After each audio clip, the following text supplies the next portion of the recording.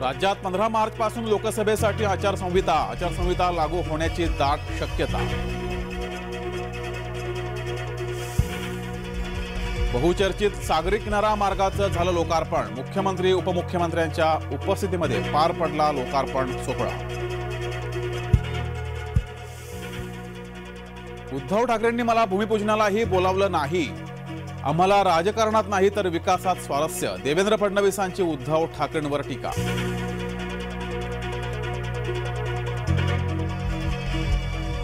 कद्रुवृत्तीची व्यक्ती विकास काय करणार? नुसतं सोशल मीडियावरून काम करून होत नाही। मुख्यमंत्र्यांनीही भाषणातून उद्धव ठाकरेंवर केली टीका।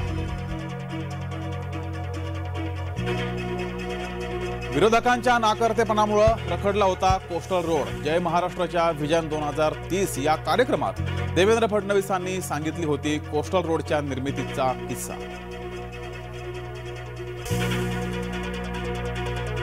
संविधान बदलणाऱ्याला आम्ही गाडून टाकू। रामदास आठवलेंचं कल्याणमध्ये वक्तव्य। भाजपा सत्तेत आल्यापासून 115 विरोधी पक्षनेत्यांची ईडी चौकशी। ईडीची कारवाई झालेले 85% नेते विरोधी पक्षातले। शरद पवारांच्या रडारवर तपास यंत्रणा।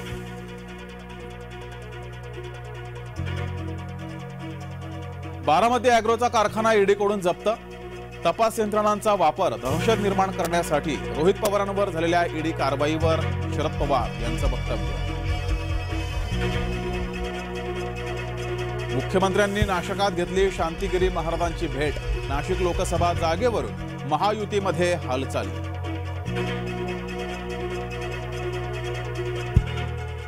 तिकिटासाठी उद्धव ठाकरेंना 10 कोटी दिले। तानाजी सावंत यांचा गंभीर आरोप। मातोश्रीवर तिकिटांचा बाजार चालायचा। भाजपाची शिवसेना उद्धव बाळासाहेब ठाकरे गटावर सडकून टीका।